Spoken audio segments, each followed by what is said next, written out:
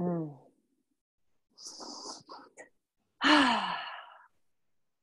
So welcome. My name is Carolia, and I'm here today for the Yoga Lunchbox, interviewing Dr. Scott Lyons, who I had the pleasure of interviewing. I think last year we talked, didn't we, Scott? Yeah, it was when I was in Australia, so almost a year ago. Yeah, and I was Yeah. so excited to talk to you then because it was like, you have like this huge string of letters that come after your name. You know, you've studied so many different things. And when we spoke, you were elucidating or articulating aspects of reality that I have been living in a different kind of experiential way. And it was like, Mm-hmm. man, this dude knows what he's talking about. This is wicked. So I'm super stoked that we get to chat again about all of this stuff, somatics and embodied flow and embodied consciousness, and which feels to me like the next wave. It's already happening. It is the wave that is going to take us to where we need to be. So Yeah, welcome. thank you. You used one of my favorite words, which is elucidating. So you Aha. just scored big points with me. Yes, yes, yes. That means we're already in flow, right? Because that's not a We're word I already use. in flow. Yeah. Uh-huh. There's a deep absorbing alignment. I like it. Let's talk about that. Can we talk about that, what it means to be in flow? Because, it's a word that people Yeah. throw around, but there's actually some real depth to what that is as an experience. And I see it's your tagline, right? Life in the flow, living in the flow. Yeah, living life in flow. Yes. Yeah, I'd love to talk about it. There are, I think it's really important for us to recognize that, flow states and all the research and the great books that have come out and research, really studies that have come out in the last 40 years on flow are sort of coming from a lot of traditions that have already been studying it for thousands of years. You have Taoism and you have non-dual tantric philosophy. All of these philosophies, these ways of exploring and experiencing life, have already been discovering it and evaluating, finding the technology for this thing that we are now calling flow, which has been called the way, the great alignment, the living in, from an artist perspective, they've called it like being in the pocket.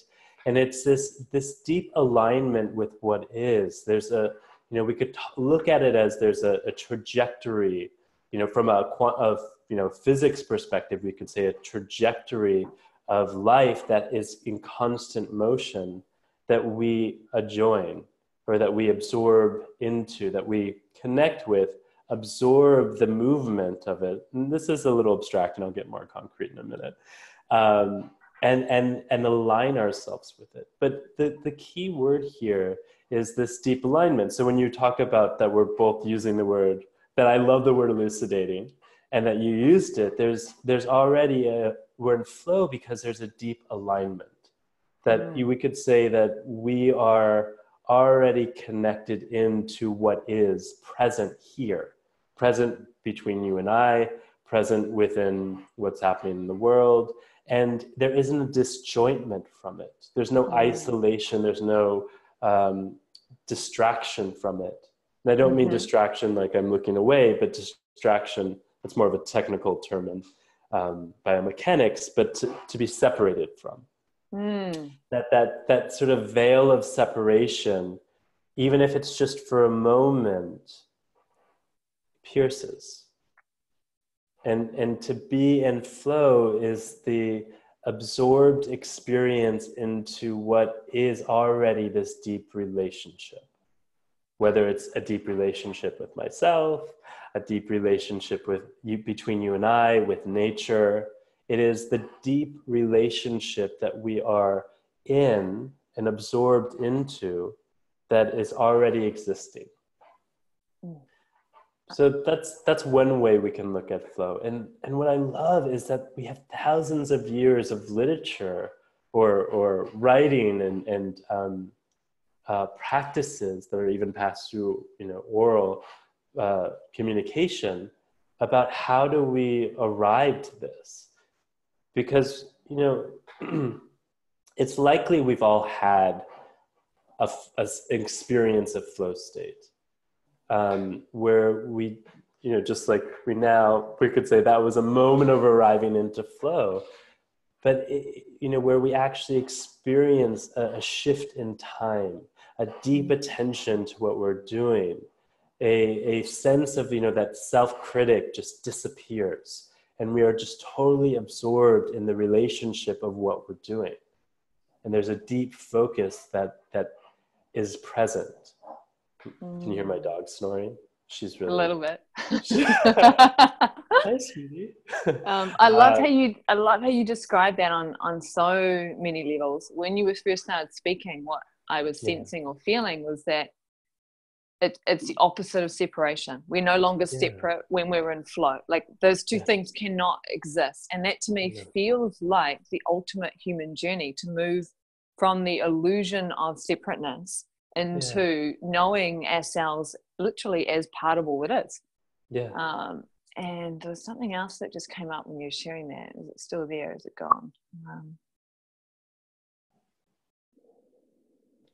No, I can't remember what it was now. It'll come back if it needs to. I mean, what I love is that you clearly have had that experience. It's tangible. It's an embodied experience. That's what I was going to say. What I was going to say. Yeah, we're in flow. That's my lived experience now. That's my default, is that life is happening through me. And so what I experience now is that when there is a disjunct or a dissonance, and I get thrown back into separateness, it feels so alien and it feels so bad. Like in comparison, it's like, ooh. And, noticing it and then going, okay, so what's caused that? And normally what it is that I've gone into fear or attachment. Like it's really that clear and that simple. It's like, that's what's thrown me out of flow, out of life happening through, is fear or attachment. Yeah. And, I'm so familiar with that saying, of course, when you say it, I'm like, yes, life is happening through you. And because you're such a kinesthetic person, meaning that that so clearly you have this deep relationship with your body and the communication of it. This is the communication. We are a representation of consciousness. So to be a kinesthetic person, we're just feeling into the representation of consciousness that we are. Ooh, I like that. And what I would say is, it's funny because I've heard that saying, life is happening through me. And there's a philosophical quandary here, which I like, is it through me or with me? Life is happening with me. And this is something I've really been exploring lately is through me, does that mean I'm a passive agent?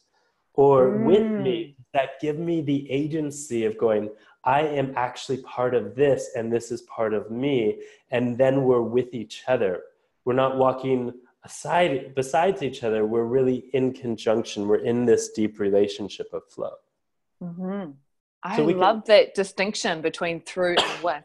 And, when I feel into it, the way I navigate life now is as I work from desire and excitement. Trusting those deepest desires. And so I will feel into a desire and set like an intention or a vision. And then I sit back and wait to see what's indicated and what's going to come through. But of course that's working with, because I'm still I'm still the one that's feeling into acknowledging, choosing the desire that then allows the flow to orientate toward that particular thing. Because otherwise, how does the flow know where does it orientate to, right? Yeah. I mean, this is a great question, is like, aligning and creating a neutral compass. And we could say that in multiple ways. We could say, attuning and truly peeling away the layers of things that infiltrate our intuition. And if intuition is the subtle communication of consciousness, then it's really about how do we come into direct communication with all that we are, which is part of something much bigger, or part of the whole. And so, yes, sorry, go. I love that definition of intuition, that it's, what do you say? It's a subtle communication of consciousness coming through. Yeah. And that's definitely been a big part of this journey, is being able to to notice when those insights or indications or flashes come up, and to continue to give them more and more space and act on them.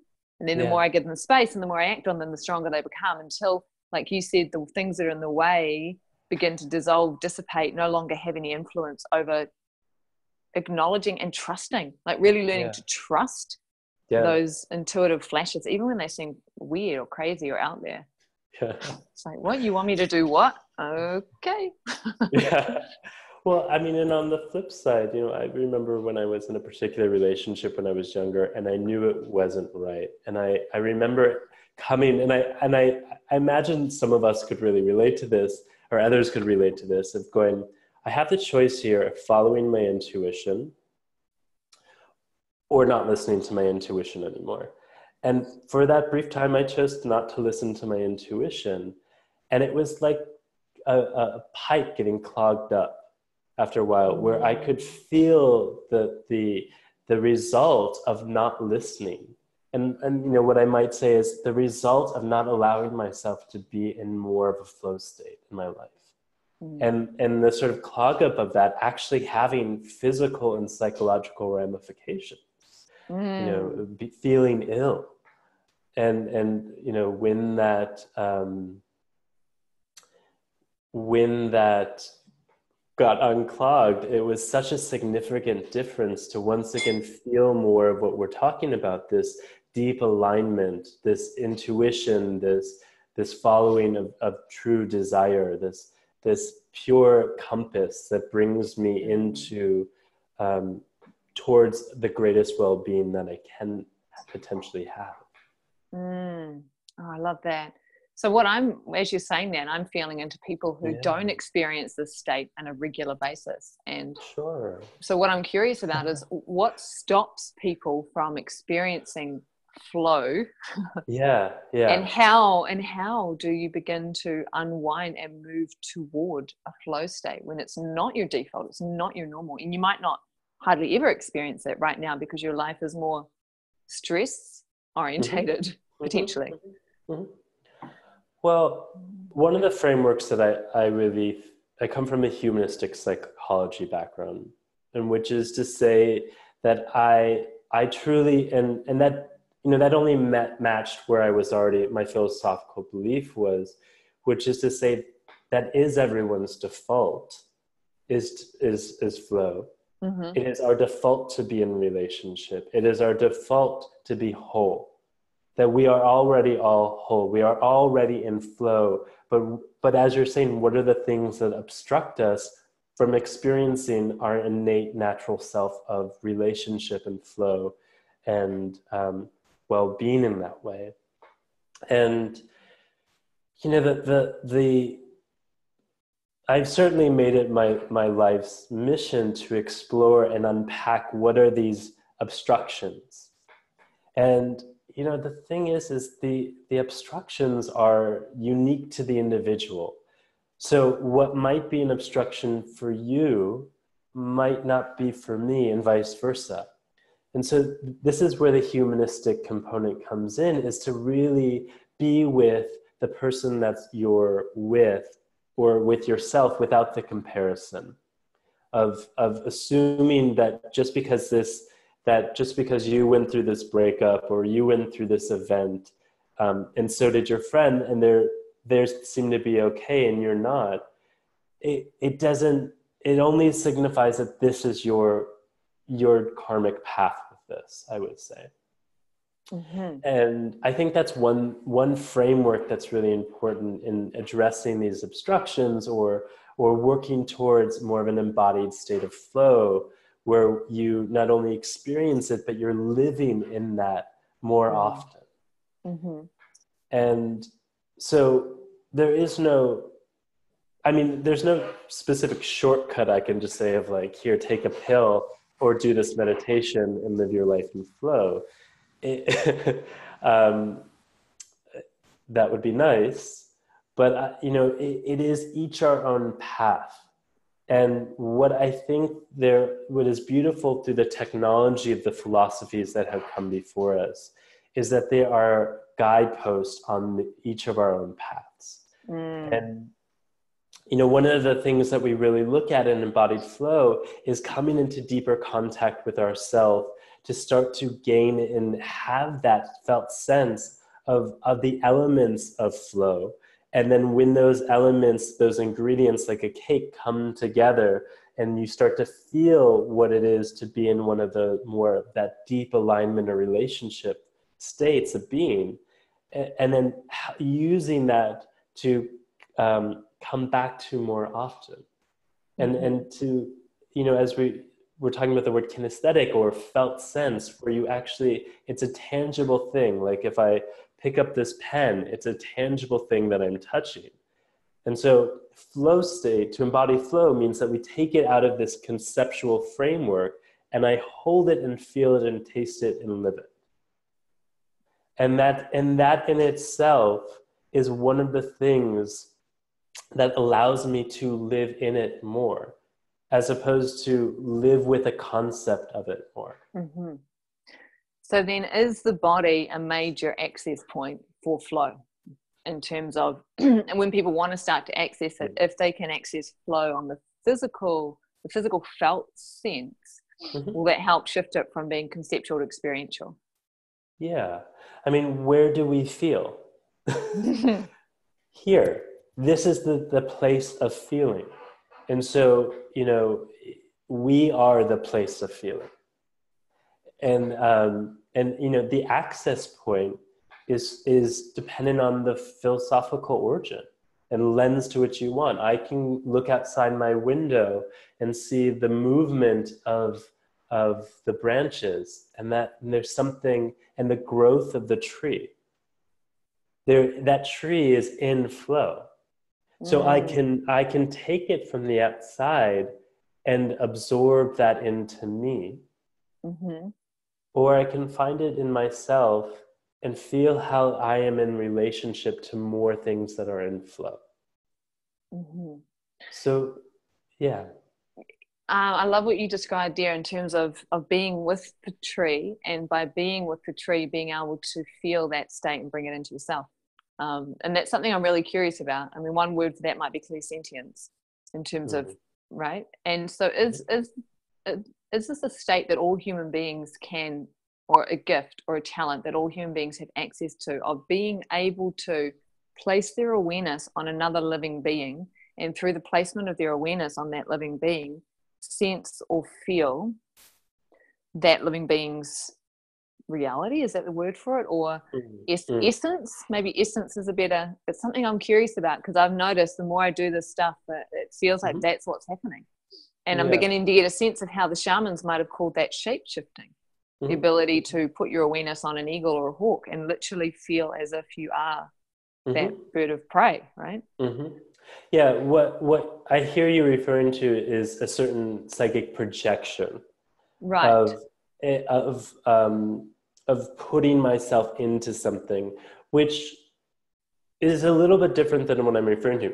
Cool thing to do, and that is certainly a way in.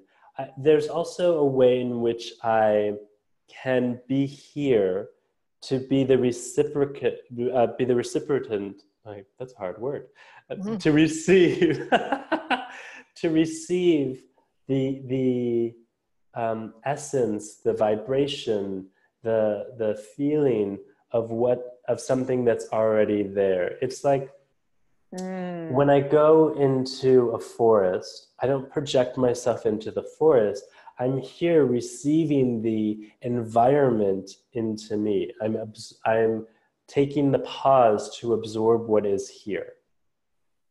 And the important piece for me is that I am here to receive what is being absorbed. Mm-hmm. Yeah, I can really feel that distinction and that feels super important for me to understand with the way I work, etc. It's like when you say, I get a sense of anchoring, of centering in one's own beingness, and then receiving, which is, like you say, different from, I like how you put it, projecting outward and landing within.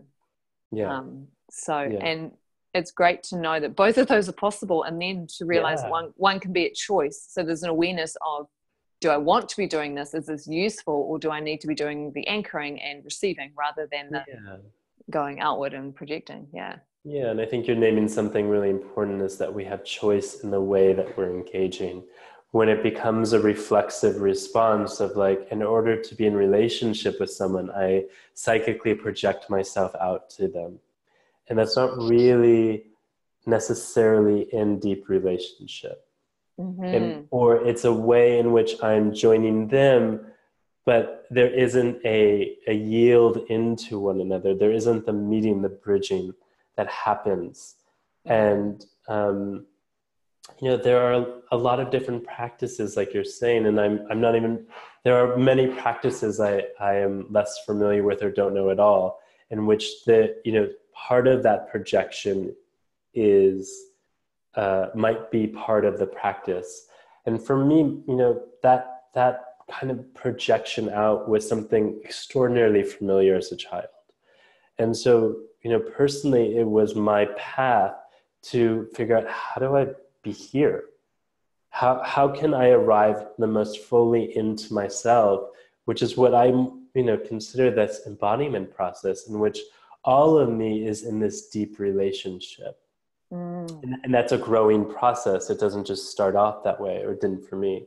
And then from that, as more and more of me is, we could call it online, is lit up, is available, is in communication, is listening. It's a very different felt sense experience to be in a relationship. That makes a lot of sense to me, for sure, just reflecting on my own journey. So yeah, thank you for elucidating that. And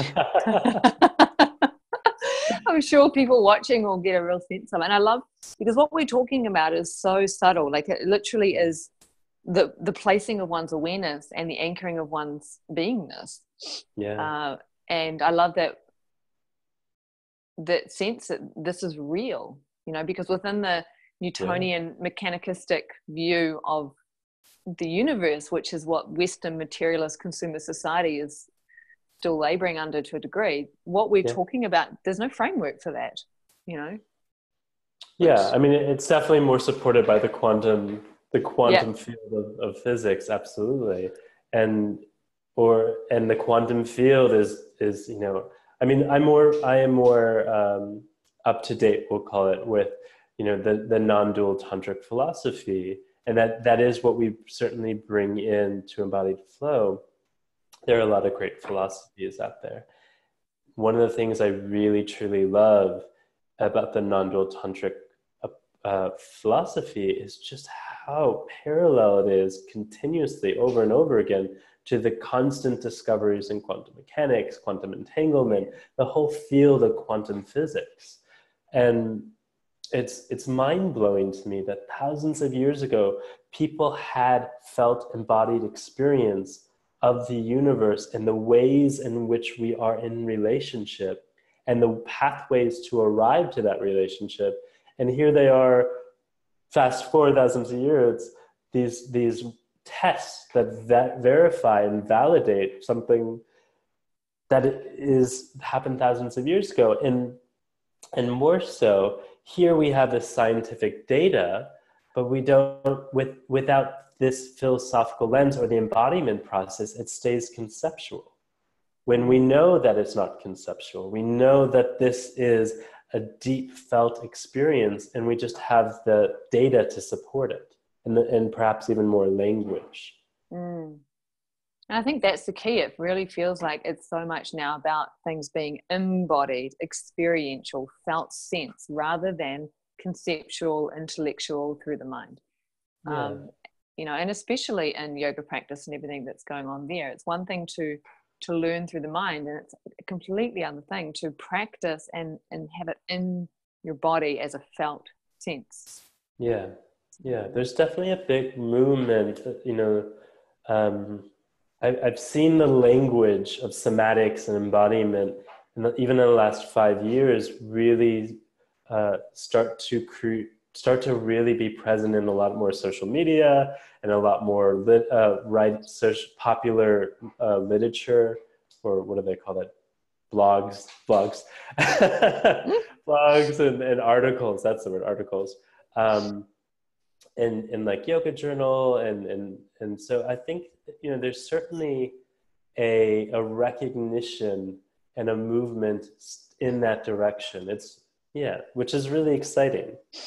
Yeah, I think what you're doing with Embodied Flow is, of course, part of that. You know, you and Tara Judell, who's the other co-creator of Embodied Flow, right? Yeah. Yeah, Tara Judell. Yeah. Yeah, and I love, so you're coming to New Zealand to do a yin training in February of next year. And when I was reading the description for that training, you're like, yeah, we're going to do yin poses.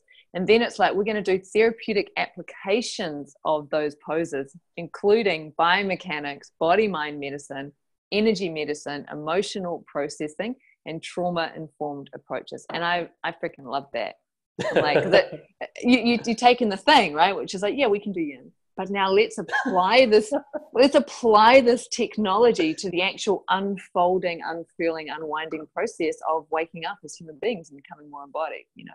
Yeah. So, yeah, I mean, the thing I love about yin is that there's already an expectation that we're going to have a lot of time and a lot of space. And then, you know, the what you choose, you know, each school has their own, what are we going to fill that time and space with? Are we going to leave it empty? Are we going to fill it? And, you know, in Embodied Flow, the Embodied Flow Yin program, we really have the opportunity to use this time and space for these deep Nimesha practices, coming inward. But what does that mean, to come inward and not collapse? Because I think what I have seen regular enough, that's how I'd like to phrase it, is that often there is a process of just collapsing into a pose. I just worked 9 hours, I'm tired, I'm gonna fold over and breathe. All good, totally fine, just not what I'm interested in support and working with people on, and filling that time and space. And if we're gonna just fold into something, let's do it in a way that I believe best supports even the biomechanics, but also that creates a spaciousness for us to process and move into what is present. If I simply collapse into something, so let's all just do that. If we just collapse into something and we stay there for 8 to 10 minutes, what is the mood and what am I suggesting to myself by simply a collapse? And I know, I'm clearly exaggerating. We don't just flop over, although that does happen, where it just becomes sort of a mindlessness into something where I'm just there. And there is what we call a collapse, where the relationship between myself and the supporting surfaces there isn't an equilibrium and a reciprocity. And that is what we call a collapse, where I'm just sort of collapsing in the joints, collapsing into gravity. And that is something we deeply go into in the immersion, which is really different than having so if I'm folding into myself, so let's just do the same thing. So if I'm coming into just a forward fold and I'm folding into myself, well, maintaining a three-dimensional sense of my body. So it remains spacious with a relationship to the front, the back, and the sides. All of a sudden, my breath has more space. All of a sudden, there's more space for me to come into with my attention to what is present in a specific area or in my body, versus if we just go back one last time to a collapse, there isn't the space for my breath, there isn't the space for my attention, there isn't space for me to be here with what's here. And I think that's one of the beautiful things about yin practice, is that we really can have the space and time to support someone to come into themselves with what is present in that present moment. I love that. Like when we just did those two different ways, what it felt like for me, what I noticed is when we collapsed, it felt deadening to me and heavy. Yeah. Yeah. And then when we did it the other way, I felt like I was meeting myself. Yeah. Beautiful. That was the fundamental difference. Yeah. And I can really see that, like from the outside in, it looks like the same shape. It looks But like the same shape. Yeah, but the inner experience is so fundamentally different. So different. Yeah. And if one of the sort of major titles of yoga is to meet the self, and now the self personally, and then the transpersonal self, which is the self that is everything else. Simply collapsing into this or collapsing into a relationship doesn't allow me to meet either this personal self or the self that is beyond. I have a sense that yin immersion will be absolutely life-changing for the people that come and do it with you, right? Because it is so powerful to literally shift those subtle internal relationships to one's own body and experience, and to the postures, and therefore to the practice and to the teachings. And It's a fun one. It's intense, but it's fun. And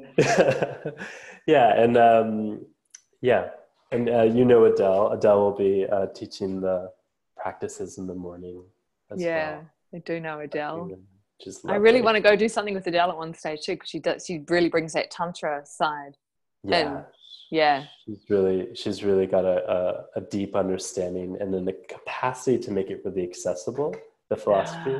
And Tara does as well. They're both different in their articulation and their way that they really help bridge the experience and the philosophy. I love that. And help bridge experience and philosophy. So I'm excited. That's in February, right? February. It is in February. I'm just looking at it. In Auckland. Can't wait for it. In Auckland. February 26th. Cool. I have 10 events right before that. So I understand that. And you're also coming to Queenstown, right? To do the 5-day Foundations of Somatic Stress Release. Oh my God, tell me about this one. Because I read the description again and I'm like, epic. Epic. Can I just read this out? Because you say it so well. You say that when a person encounters stress, they form neuromuscular patterns to manage and protect themselves from a situation, right? So that's introducing tension, rigidity, constriction into the system when we encounter stress. You then say a person maintains this activation even after the stressor is eliminated. And this behavior then prevents them from properly processing or mobilizing the stress. And I'm like, man, in 3 sentences, you just described literally like the way in which people become robots. They harden up and they become that which they've lived through, which is very different from being able to flow through things, process things out of the field so that you stay present to what is, right? Absolutely. It's a reflex because we have a response to something, and the response is cognitive, it's somatic, it's neuromuscular. We are all of us is responding to something, and the response, if it doesn't be allowed to process through, maintains even after the stimulus is gone. Now, what maintains is a specific posturing. So if we just walk around like this, again, I'm exaggerating because it's entertaining. So if we're walking around like this, then we already have a lens towards any stimulus. We already have a psychophysical pre-response that is set. So anything that even is small already is going through this filter and will feel bigger than it is. Also, and this is my particular research work, is that when the neuromuscular conditioning is there and the stimulant isn't, we will actually go to seek the stimulus to create less dissonance. Whoa. Say that last bit again, because that is Yeah. huge. What you just said, and I don't want people to miss it, right? So let's take my pen. So my pen is the stimulus. Mhm. I have a reaction to the pen, and then the pen goes away, and I'm still in the posturing of my response to the pen. Now I'm walking around, and I'm actually, because of the posturing, still producing a neuroendocrine response to the stimulus, because my posture is still creating the response. Is that clear so far? Yep, got it. Okay, cool. Then there's a point in which I go, I'm having this, but there is no stimulus. There's a dissonance. It doesn't make sense. So why I'm still having this reaction. And so I'm going to try to normalize it and seek out more stimulus that supports this reaction, because it takes away the dissonance between the fact that there is no stimulus, but I'm having the constant response. So to put it into English. an example, right? So somebody grows up in a family whereby there is physical abuse. So that's the stimulus that's ongoing that creates stuff in the system. And then they leave home and they're doing whatever, and they're having relationships, and unconsciously they seek out a relationship that mirrors the stimulus in their childhood. So they find someone who's going to replicate those physical abuse situations again. In the hope that they can, what Fritz Perl would talk about, complete the unfinished feedback loop. Mm-hmm. To somehow, to somehow move through it. I mean, it's good intention. Yeah. At least I'd like to believe it's good intentions. That it is, our system's desire to process it through. So we might also seek out the stimulus to one day move through it. Because if we didn't get to process it then, maybe we can process it now. Yeah, that makes sense to me. So if it's happening again, is to see it, oh, this is an opportunity to finally process and release that old pattern. That's the humanistic way that I'm choosing to look at the pattern. We could also say that we are just seeking out to mirror what is familiar. Yeah. That's another way to potentially say that. So what I'm curious about then is, so the stimulus happens, the response happens in the system stays turned on in that response. It can do. And then the system will again, the system feels the dissonance. And what you're saying is, when the system feels the dissonance because there is no longer stimulus, that instead of the system finding a way of working with the dissonance in terms of releasing the pattern, what you're saying is the system will seek out stimulus again. And that's what I'm curious about, is that point. Why do we not simply notice the dissonance and then move into processing and releasing it, coming back into harmony without seeking out the stimulus? Has anyone ever told you, and this isn't you, I'm just going to say, has anyone ever told you, oh, like, hey, your hips are a little uneven, or your shoulder, like a yoga teacher, like, hey, did you notice your shoulders are a little uneven? And you're like, no, because that's how I walk around all the time. That's my normalization. And we might have a motivation to change it, but the reality is change takes more kilocalories, more energy than to stay with something. So it takes more energy to make a change than it is to stay with something, until it gets to the point where I was using that sink metaphor before, where the sink is so clogged up that it actually creates more challenge than it is to change. But this is, what we're talking about is an addiction. Yeah. So and I say that loosely. I mean, I say that because it is an addiction, and that is my doctoral work is in addictions to stress.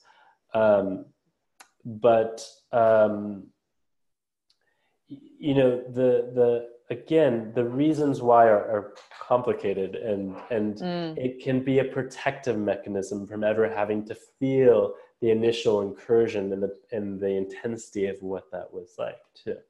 Yeah, I definitely see that, the avoidance of emotional pain, for example. So hardening Yeah. up around it so that, yeah. So not only does it take more energy often or sometimes to make a change, which we have to, we have to not only dedicate the willingness and the energy to change, but also find the process that allows us to change. We will be interfacing with resistance. That's our protection mechanism. We will be interfacing with a whole process of recalibrating to a whole new orientation of life often. You're so speaking my language right now. So these are the things that, it change isn't just like that. There's a whole negotiation process, and for good reason. Change is disorienting, even if we quote unquote call it for the good. And so all change needs to have a foundation of support. And so when we talk about stress, there are a lot of, in somatic stress release, what I really looked at is, how do we build that foundation of support? How do we start to touch into more of what's here, and also recognize what is needed in order to move that energy through? A stress response, just as I'm using a very general definition, is a mobilization, or the process of mobilizing energy to respond. That's what a stress response is. It's not so complex. And it is neither negative or positive, but it is a mobilization or preparation of mobilization of energy in order to engage. When we don't get to mobilize that energy, when something happens that doesn't allow us to come into the next, to what we're feeling, anything like that, that energy never gets to move. That never gets to get mobilized. So there are lots of different ways to engage with stress, but we need to be able to be in touch with what's here to figure out where do we go in order to process that. Relaxation and breath work is not always a good idea. When I was trained in stress release work back in the early 2000s, last week, there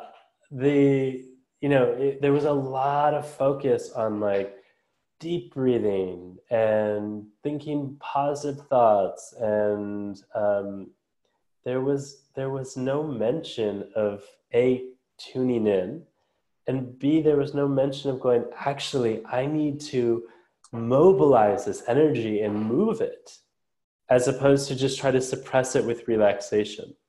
Now, relaxation there are important moments of when relaxation is needed, but the discernment is not always so intuitive.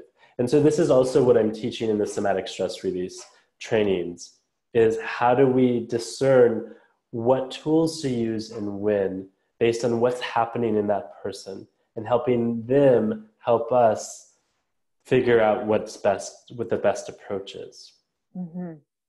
Yeah, that makes so much sense. I can see how that relaxation breath response ignores so much of what's needed in a physical element. Yeah. I mean, I had this brilliant yoga teacher, when I was in my early 20s, and I just was going through a breakup, and I went to her class that day that I broke up with them, and we happened to be doing she switched it to a restorative class, and I was freaking out. Like, there was so much activation, and I just was like, she would come over and she'd be like, do you want to do something else? I was like, no, the idea is to relax. I need to relax. And eventually she just pulled me aside and she was like, start doing push-ups. And then gave me all these variations of chaturanga and push-ups, essentially, and it saved my life. I needed that container and that movement in that moment, and not the relaxation. And I understand the theory of it now, but at the time it was such an aha to me, an experiential aha, to go, there are a lot of variations of what we need in that moment to respond in terms of stress response, and how do we identify all of them, or as many as we can, and assess and discern and distinguish how do we assess what's needed in that moment. And you're going to manage to do all that in 5 days? No. But we cover a lot of that. The immersion is, this is the Foundation's immersion in Queenstown. There's also one in Byron Bay. And it's 3 5-day immersions. And the first one is yes, there's an accumulation of knowledge through the Foundations, the intermediate, and the advanced. And although, I have to say, when you're working in the realm of somatics, information gets downloaded much faster. So I'm talking to you, I'm sharing the philosophy and the theory and all of that. But the way that I teach is very practical and very, we're doing these types of things through practices. So it becomes experiential. And so, I'll maybe talk for 5 or 10 minutes, but then we quickly do an experiential practice that really lands it. And it goes, oh, of course, that makes sense. And then we have that as a foundation to which we can quickly add on more layers. Mm-hmm. It's that whole thing again of moving towards experiential understandings of reality rather than intellectual, conceptual understanding. Yeah. That was so last century. And we know from so much research on bringing dance and yoga and movement into elementary schools that their test scores improve, their focus time improves. I mean, there's so much that improves because there is movement involved. And so, to do experiential practices helps people land with it so much quicker than if I were just to lecture for 5 days. Yeah. Totally. For sure. All right. I'm mindful of time because I knew 20 minutes as if I knew we'd get to see no longer. But I do want to touch on one more thing before we finish up. So Berkeley, California, you have an event called Embodied Consciousness Immersion with a whole bunch of really cool people coming to deliver. Yeah. That's the word on the street. That is the word on the street. It's been officially announced tomorrow, which is cool because good timing for this. And it will take place October 13th through 18th, 2019 in Berkeley, California, San Francisco. It's just adjacent to San Francisco, like 10 minutes. And my teacher, Bonnie Bainbridge-Cohn, who started Body Mind Centering, Dr. Judith Blackstone, who wrote The Enlightenment Process and The Realization Process. Read her books, they're brilliant. She's a non-dual psychologist. Dr. Ray Johnson, who talks about embodied social activism, which is so needed right now. And she's brilliant. And looking at how do we actually come into embodiment through social action and social activism, and social activism as a form of embodiment. I love her work. Teresa Silo, who's a brilliant somatic psychologist. I will be teaching as well. Tara Judell will be there teaching embodied flow classes in the morning. And CC White will be performing, who Soul Kirtan. She'll be making a very special appearance the last night of the immersion. There'll be a total amazing party just to wrap everything up. Oh, I love me a good party. I love me a good party. Yeah, and CC White is epic. I saw her in California like 2010. Yeah. She just blew me away. That woman is she's a woman. Oh my God. She is just, what she does with her kirtans, it is exactly when we talk about embodied consciousness immersion, it is exactly, she embodies it through her kirtan practice, and I adore her. And this immersion is really, it is geared towards practitioners, people working with clients, people working with groups, and it's an intersection of somatic psychology, social activism, the humanities, and consciousness research. And again, it's through an experiential lens. So one of the things I was really interested in doing was moving away from a conference where it was all psychologists or all one particular group, and segmented, so you're not all together. Because one of the things I'm really interested in case it wasn't clear, is relationship. And so to journey through this epic 6 days together and have a faculty that's been working on a curriculum that guides you through this journey, it is so, to me, the way that is the next, I mean, that just to me is the way. That is the Tao. That is the way to really explore something as epic as embodied consciousness. That we can't simply separate it out with a bunch of speakers, that it really is this journeyed process. And I so love that. Super excited for that. It's going to be epic. It's going to be big. There's a couple more pretty amazing faculty that I can't name yet, but we are in the process of solidifying that with them, and we will make announcements. People who I blush every time I talk to them. Pretty much everyone on the faculty, the first time I talked to them, I mean, even if they're friends of mine, the first time I talked to them about it, I was like, I just have to let you know I'm blushing. You're my superhero of this embodied consciousness, and I feel so amazing to just be working with you. These are the people that I feel I'm just so excited to be in partnership with. Yeah. It sounds freaking amazing. And as you're talking about it, I just had this sense of like, it's like you're opening a porthole, because there's going to be all these people there, right? And everyone's going to be embodied consciousness. So the reverberations and ripple out into the field. Yeah. It's like a big consciousness bomb going off. For sure. I'm super excited. And we have some great people, also can't name them yet, but they're coming. It's a surprise, who also will be on the panel discussion and curated by a dear friend of mine who I'm really excited about. So awesome. It'll be awesome. Well, thank you so much for sharing what you could about that event. And for those of us in New Zealand and Australia, you might want to start looking at flights to San Francisco in October 2019. Mm-hmm. You got time to plan. Otherwise, you can catch Scott in New Zealand in February for the Yin Yoga 100-hour immersion, or Queenstown for the 5-day somatic stress release, or in Byron Bay for the 5-day somatic stress release. Yeah, and I think I'm teaching the Yin also in Sydney. Awesome. Some point in that month. Cool. I like how you're like, I think I am. I'm pretty sure. I'm pretty sure that's on my calendar. I'll double check tomorrow.